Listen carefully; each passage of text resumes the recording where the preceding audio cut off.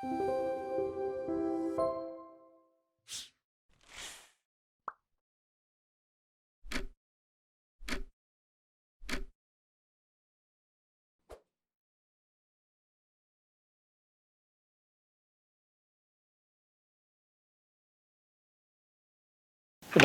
o caso do Igor Xavier, como eu disse no final do módulo anterior, é um daqueles casos que mostra a total incompetência, incapacidade do Estado brasileiro de dar uma resposta a contento e dentro de um prazo razoável.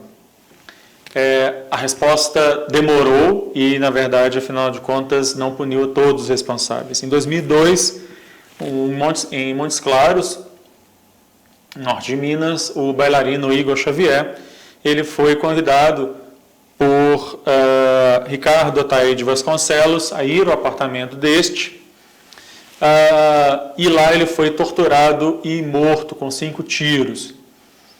Foram acusados do crime esse Ricardo, que é um fazendeiro famoso lá em Montes Claros, e o filho dele. Há toda uma discussão que apareceu durante o processo de que o bailarino teria tido algum relacionamento com o filho desse fazendeiro e essa teria sido a razão do crime.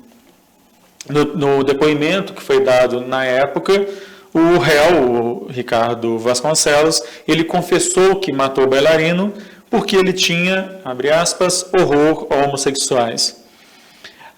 Esse processo, o processo que vai dar origem a esse caso, ele vai se arrastar durante muitos anos em Montes Claros, com uma série de recursos protelatórios colocados pela defesa. O júri foi remarcado e desmarcado algumas vezes, até que se alegou que os jurados em Montes Claros não teriam total imparcialidade para julgar o caso, haja vista a repercussão do mesmo, e ele foi desaforado para Belo Horizonte. E aí, em 2013, é que finalmente, na 4ª tentativa de marcação do júri, o Ricardo foi condenado pela morte do Igor. O filho dele, o Diogo, acabou sendo absolvido. O caso do Igor Xavier é um daqueles casos que mostra, portanto, essa demora injustificada e a ausência de mecanismos específicos, porque a própria questão da homofobia ela não ficou totalmente clara dentro do processo, e a motivação homotransfóbica não ficou totalmente clara no processo. A mãe dele foi a grande responsável por esse caso ter chegado até o julgamento final. A gente poderia citar aqui vários outros casos, como o da própria Dandara, que eu havia mencionado em módulos anteriores. O fato é que, um ano depois da criminalização da homotransfobia, do reconhecimento pelo STF da homotransfobia como uma espécie de racismo, os números ainda continuam sendo altíssimos, o Brasil ainda continua sendo campeão de mortes de pessoas por LGBTI-fobia. Esse é um caso que ainda vai necessitar muito trabalho por parte dos profissionais do direito para que a ação realmente saia do papel. Uma das últimas grandes ações que teve uma grande repercussão sobre a questão LGBTI no STF foi uma decisão recente sobre a doação de sangue, sobre a doação de sangue por HSH, ou seja, homens que fazem sexo com outros homens. E aí, abarcado as pessoas que são homens que são homossexuais, bissexuais, assim como aqueles homens que não admitem ou não se reconhecem nem como homossexuais nem bissexuais, mas que mantêm com alguma regularidade aí relações sexuais com pessoas do mesmo sexo. Tanto os HSH quanto suas parceiras, eventualmente, estão abrangidos aí por essa ação. Foi proposta, então, a ADI 5543 contra duas normativas, uma do Ministério da Saúde e outra da Anvisa. Uma portaria do Ministério da Saúde de 2016 e uma resolução de 2014 da Anvisa, que criam condições e restrições para determinadas pessoas e situações em que não pode haver a coleta de sangue para ser usado em transfusões. Entre as restrições que essas normativas trazem, elas vão dizer que homens que fizeram sexo com outros homens, assim como suas parceiras, nos últimos 12 meses anteriores à transfusão, estão impedidos de fazer a doação. A grande discussão nessas ações é de que a normativa, ou as normativas, colocariam os HSH ainda dentro do chamado grupo de risco, um conceito discriminatório e há muito superado na literatura médico-científica. O ministro Edson Fachin, que é o relator do caso, ele vai produzir um voto extremamente poético e muito bem construído do ponto de vista técnico. Ele começa chamando a atenção da questão do sangue como metáfora que nos torna humanos, que nos faz pertencentes à mesma raça, à raça humana. Ele vai chamar a atenção para o fato de que, quando as normas da Anvisa e do Ministério da Saúde, elas restringem, elas excluem pessoas por pertencerem a um grupo e não por condutas de risco, ou seja, por pertencerem a um grupo de risco e não a condutas de risco, que essas normas seriam discriminatórias. Mas o ministro vai dizer que essas normas partem de uma interpretação consequencialista e utilitarista, que ainda mantém vivas determinadas afirmações lá do começo dos anos 80 que associavam homens gays a AIDS. O ministro, então, vai dizer que o direito não pode, em uma interpretação utilitarista, valer-se da violação de direitos fundamentais de minorias para maximizar o interesse de uma maioria, utilizando-se ainda, para isso, de discriminação e preconceito. E ainda, o ministro vai chamar a atenção do fato de que as normas do Ministério da Saúde e da Anvisa não questionam as pessoas com relação ao uso de preservativos, por exemplo, que isso sim poderia ser algo muito mais relevante do que a orientação sexual da pessoa. E nesse sentido, ao liberar para doação homens heterossexuais que tenham uma parceira fixa e não perguntar se eles usavam e têm frequência de uso de preservativo nas suas relações sexuais, isso faz com que aquele sangue, sim, aí sim, esteja colocando em risco as pessoas que vão receber. Ainda, o ministro chama a atenção para o fato de que todo sangue sempre é testado. Logo, a discriminação que é feita, ela é feita de maneira desproporcional e desarrazoada. O que as normas, afinal de contas, fazem é discriminar determinadas práticas sexuais de um grupo ao exigir que essas pessoas fiquem durante 12 meses sem terem qualquer relação sexual, que esses homens fiquem sem ter qualquer relação sexual com outros homens. Haja vista que, mesmo que esses homens estejam numa relação estável, por exemplo, dentro de um casamento monogâmico, ainda assim eles estariam impedidos de doar, enquanto que homens heterossexuais que estejam numa relação monogâmica não estão impedidos de doar. É essa diferença de tratamento que é o cerne do voto do ministro para entender que essas normas são inconstitucionais. As normas, então, vai dizer o ministro sobre o tema, devem notar restrições baseadas em condutas de risco e não na sexualidade das pessoas. E, aliás, elas já fazem isso em grande medida. Elas já falam, por exemplo, que pessoas que fazem tatuagem, que usam piercing, não podem doar, que pessoas que tiveram mais de um parceiro no lapso de 12 meses, não podem doar. Portanto, elas não precisariam, para garantir a evitar o risco aí de contaminação, elas não precisariam fazer uma referência específica a homens que fazem sexo com outros homens. E, portanto, essas normas, da maneira como elas estão colocadas, elas violam normas constitucionais e normas do direito internacional dos direitos humanos. O ministro Luiz Roberto Barroso vai entender que nesse caso haveria que se fazer uma ponderação de princípios. De um lado, a discriminação que há, e de outro lado, a necessidade de proteção dos que recebem o sangue. E o que o ministro Barroso vai entender é que, fazendo esse juízo de ponderação, a gente vai perceber que a restrição ela é excessiva e desproporcional.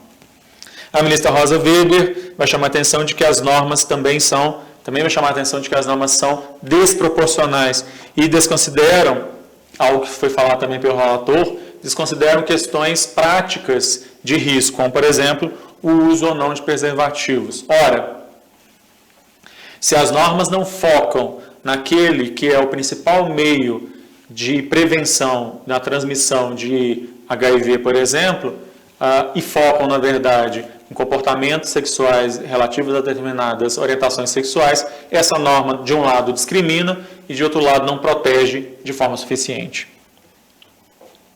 O ministro Fux também vai fazer coro ao argumento de que se deve ser adotado o critério de conduta de risco e não de grupo de risco. Pois bem, esses foram, a maioria, os ministros que votaram pela procedência da ação.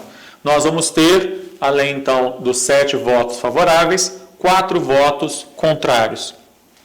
O ministro Alexandre de Moraes, na verdade, dá um voto de procedência parcial da ação. O grande argumento do ministro Alexandre de Moraes é de que as normas da Anvisa e do Ministério da Saúde não seriam exatamente discriminatórias. Elas, na verdade, teriam uma preocupação técnico-científica em resguardar a saúde e a segurança daqueles que recebem. Por outro lado, vai dizer o ministro, é fato que existe, uma vez que uma pessoa é contaminada, existe um negócio chamado janela imunológica, em que um prazo de X tempo, em que mesmo sendo feito um teste, esse teste não acusaria a presença do vírus, do HIV, por exemplo. Só que, se esse prazo lá no início ele era de algumas semanas ou até meses para que fosse detectado, as últimas gerações, os últimos formatos aí desses testes conseguem detectar, diminuir essa janela para 2 semanas ou até menos. Então, vai dizer o ministro Alexandre de Moraes, o que se deveria fazer é uma interpretação conforme a Constituição a essas normas, no sentido de que elas deveriam, sim, perguntar, deveriam ter no questionário perguntas sobre a orientação sexual e identidade de gênero para identificar os chamados HSH. Aí só um parênteses, o ministro vai chamar a atenção para os números que mostram que existe uma prevalência muito maior de contaminação por HIV entre HSH do que outros grupos. Fecha parênteses. Então, essa identificação ela seria necessária levando isso em conta, mas que, ao contrário do que é feito atualmente, em que esse sangue ele era descartado, esse sangue deveria sim ser recebido e guardado para que, se esperando a janela imunológica, fosse feito o teste. E aí, então, ele poderia ser utilizado para as transfusões de sangue. Por isso, então, ele julga parcialmente procedente para dar essa interpretação às normas. Já os ministros Ricardo Lewandowski, Celso de Mello e Marco Aurélio julgam improcedente a ação ao argumento de que essas normas não seriam discriminatórias, ao argumento de que essas normas seriam normas técnicas, que o STF deveria assumir uma posição de mais autocontenção frente a questões técnicas de outro conhecimento, no caso, questões epidemiológicas e médicas. Vão citar que outros países também usam técnicas similares, regras similares às regras do Brasil, e, portanto, são países de democracia avançada, logo não se há que falar que esses países agem de forma discriminatória. Mas, ao fim, então, por maioria de 7 a 4, os ministros julgaram totalmente procedente a ação, o ministro Alexandre de Moraes parcialmente e os ministros Lewandowski, Celso de Mello e Marco Aurélio julgaram improcedente a ação. Vale dizer que o acórdão dessa decisão ainda não foi publicado, mas a ata de julgamento já. E essa é uma questão importante porque o STF tem jurisprudência firme, antiga, no sentido de que para a exigência da decisão, o cumprimento da decisão, basta a ata de julgamento publicada. No entanto, o Ministério da Saúde, a Anvisa, assim como hemocentros do país inteiro, continuaram desconsiderando essa decisão do STF, mesmo após publicada a ata de julgamento. Houve toda uma mobilização da sociedade civil organizada em torno dessa questão, inclusive com a ameaça de que fosse feita uma reclamação ao STF por descumprimento da sua decisão. E aí, recentemente, há cerca de 2 semanas, então, portanto, ainda em meados de junho, o Ministério da Saúde editou uma normativa no sentido de dar cumprimento à decisão do STF e possibilitar, então, que os chamados HSH e mulheres que tenham tido relações sexuais com estes possam doar, observando-se as mesmas condições dos demais grupos de pessoas. Para a gente terminar, eu queria chamar a atenção para alguns precedentes no Sistema Interamericano de Direitos Humanos que falam sobre direitos das pessoas LGBT. A gente falou muito sobre o STF, o Judiciário Brasileiro. Vou falar muito rapidamente aqui sobre alguns precedentes no Sistema Interamericano. Vou citar alguns casos, né? O primeiro caso, na Corte Interamericana de Direitos Humanos, e eu não vou falar das casos na comissão, né? Vou falar só dos casos da Corte.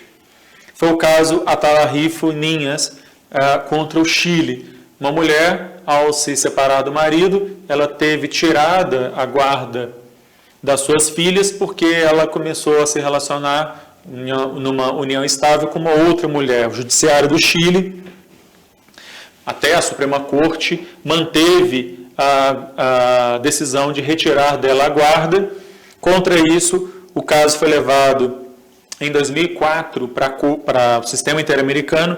Em 2011, a Corte condenou o Chile e afirmou que a orientação sexual de uma pessoa está vinculada ao conceito de liberdade e à possibilidade de toda pessoa para a autodeterminação e de escolher livremente as circunstâncias que dão sentido à sua existência, conforme suas próprias opções e convicções. O Estado do Chile foi condenado a pagar valores de ressarcimento a título de ajuda psicológica para as filhas dessa mulher, que a essa altura já haviam passado vários anos até que finalmente essa decisão saiu.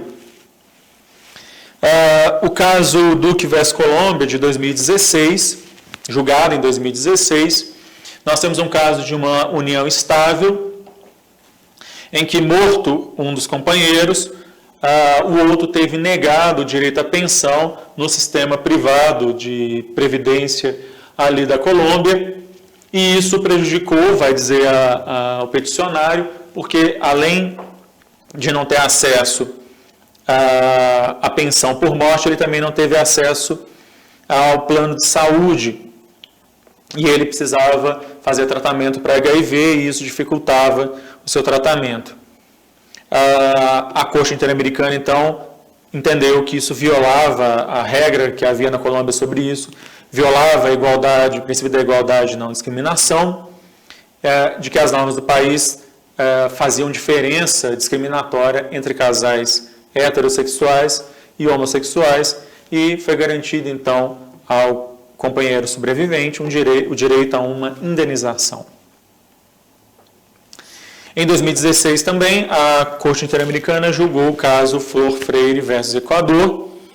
É um caso parecido com os casos que a gente estava falando aqui sobre pederastia dentro de repartições militares. o Flor Freire ele foi dispensado, punido pelas Forças Armadas porque ele teria sido acusado de ser homossexual e de ter mantido relações sexuais dentro de uma repartição militar, duas alegações que ele contestava. Ele não se admitia nem homossexual e nem que teve essas relações sexuais.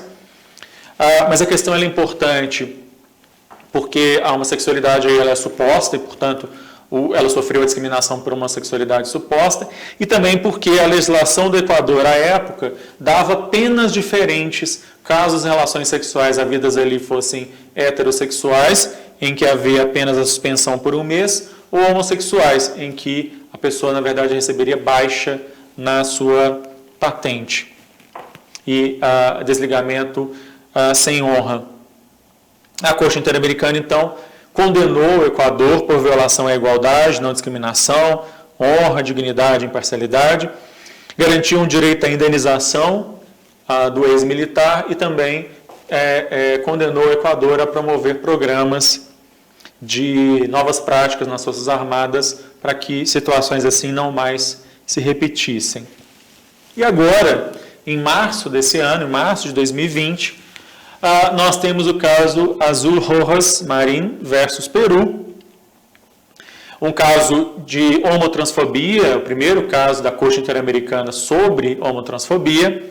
Azul Rojas foi presa em fevereiro de 2008 e na delegacia, ela é uma transexual, na delegacia em que ela foi colocada junto com vários homens, ela sofreu espancamentos, insultos e estupro. Ela denunciou o caso, mas não houve qualquer forma de investigação. Aliás, apesar da denúncia dela, a investigação sequer fez exame de corpo de delito na vítima. E aí a Corte Interamericana condenou o Peru ao argumento de que, na investigação de atos violentos contra pessoas LGBTI, a autoridade deve verificar se eles são motivados por motivos discriminatórios, que faz coro a uma série de documentos da OEA que eu já mencionei anteriormente, e que não está presente em vários dos casos em que há discussão sobre homotransfobia no Brasil, há um apagamento da motivação homotransfóbica, e ainda que o Estado deve implementar, o Estado do Peru, deve implementar protocolos sobre investigação e administração da justiça em processos criminais de homotransfobia, treinamento de agentes estatais e um programa de coleta de dados estatísticos sobre violência contra a população LGBTI. Todos esses itens poderiam muito bem ser aplicados ao Brasil, que igualmente permanece numa situação de absoluta leniência com a violência. Por fim, a opinião consultiva número 24, que foi mencionada várias vezes durante a nossa exposição, ela tem como título Identidade de Gênero, Igualdade e Não Discriminação a Casais do Mesmo Sexo, Obrigações Estatais em Relação à Mudança de Nome, Identidade de Gênero e Direitos Derivados de Vínculos de Casais do Mesmo Sexo. Ela é de 2017. Ela vai tratar basicamente 2 temas: casamento entre pessoas do mesmo sexo. Casamento entre pessoas do mesmo sexo deve ter os mesmos direitos concedidos à união heterossexual, e a mudança de identidade de gênero deve ser reconhecida em registros civis, preferencialmente de forma administrativa. Especificamente ainda sobre o Brasil, no sistema interamericano, vale a pena a gente citar um relatório parcial, um relatório preliminar da visita da Comissão Interamericana de Direitos Humanos ao Brasil em 2018. Foi uma visita que tratou de várias questões, mas entre elas tratou da violência contra LGBT no Brasil, da situação dos LGBTI no Brasil. E a comissão, então, vai dizer que a gravidade da situação de segurança tem um impacto diferenciado sobre grupos em situação de risco, especialmente pessoas LGBTI. A OEA, em vários documentos, vai reconhecer que a América Latina é uma região com alto índice de violência mas, ao mesmo tempo, que está sendo afirmado aqui, mesmo nessa situação de violência, nós temos que levar em consideração que pessoas em situação de discriminação estrutural estão numa situação de maior vulnerabilidade à violência. A comissão recebeu informações preocupantes, diz o relatório, sobre várias formas de violência contra pessoas LGBTI. Ela vai citar um dado: aumento de 30% dos assassinatos em 2017 em comparação a 2016. E se os relatórios fossem sendo atualizados, a gente estaria batendo aí novos recordes a todo tempo. E, por fim, a comissão mostra preocupação com o aumento de discursos que incitam a violência por motivos discriminatórios no espaço público e em redes sociais, que é mais preocupante ainda quando tais comentários são feitos por funcionários públicos ou detentores de cargo eletivo, porque isso, de alguma forma, legitima o exercício da violência por outros grupos. Esse relatório foi feito na visitação em 2018. Né? De lá para cá, na verdade, a gente só piorou com relação a isso, porque nós vamos ter manifestações de altos dignatários do sistema político brasileiro de conteúdo homotransfóbico e, como diz a comissão, isso é mais preocupante ainda, porque de alguma forma isso acaba legitimando formas de discriminação contra pessoas LGBTI. Pois bem,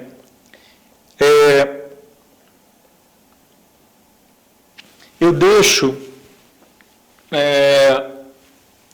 para que todas e todos que estão acompanhando esse curso possam se aprofundar um pouco mais nas discussões, alguns textos que eu publiquei junto com outras pessoas, alguns estudos também de outras pessoas falando sobre os temas que foram debatidos aqui, e me coloco à disposição para minhas redes sociais e, enfim, para que aqueles e aquelas que tiverem dúvidas sobre o tema me consultem, então, para a gente continuar esse debate.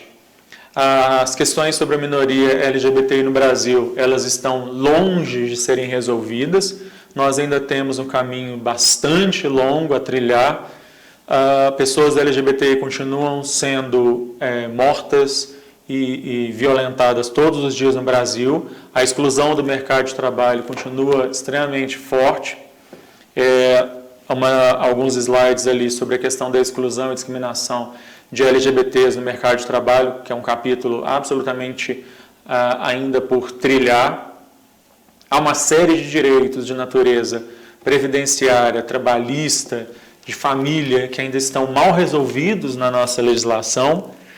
Direitos como, por exemplo, licença maternidade, licença paternidade, quando eu falo de casais formados por pessoas do mesmo sexo, isso ainda é uma questão mal resolvida entre nós, assim como as implicações previdenciárias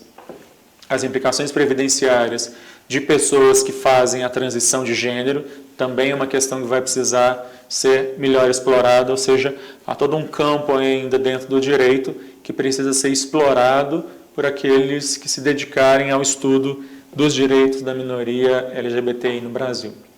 Eu agradeço e aguardo, então, contato, enfim, dúvidas que tiverem. Obrigado.